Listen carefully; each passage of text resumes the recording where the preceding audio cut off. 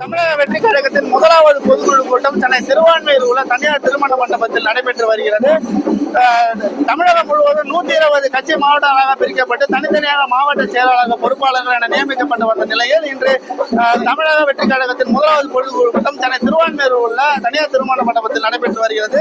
இது குறித்து இந்த மண்டபத்திற்கு அதிகாலையில் முதலே தொண்டர்கள் மற்றும் கட்சி நிர்வாகிகள் வந்துள்ளனர். எப்பொழுதுமே தமிழக வெற்றி கழகத்தின் தலைவர் வரும்போது அவருடன் தொண்டர்கள் மற்றும் நிர்வாகிகள் என ஒரு படையாக வருவார்கள்.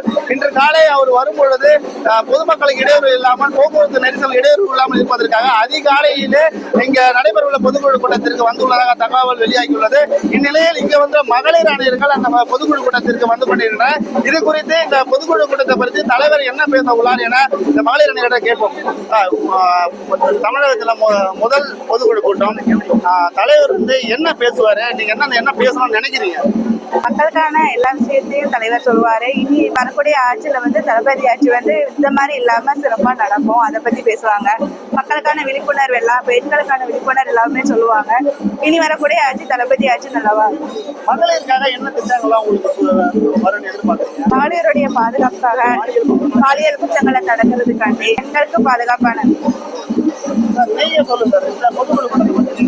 முதல் பொதுக்குழு கூட்டம் இன்னைக்கு நடக்கு. நீங்களே பார்த்துருப்பீங்க எந்த அளவுக்கு. எல்லா மாவட்டத்துல இருந்தும் மாவட்டத்துக்கு 15 பேரும் மகளிர் அணி நிர்வாகியா ஒவ்வொருத்தரும் 16 பேர் வராங்க.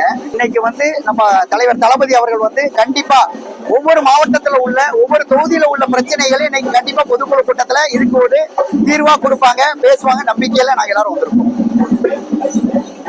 திருநெல்வேலி கிழக்கு மாவட்டம் ஜாகிர் ஹுசைன். வடமேற்கு மாவட்டத்தில் மாவட்ட துணை செயலாளர், இவங்க எல்லாரும் மாவட்ட பொறுப்புல இருக்கோம்.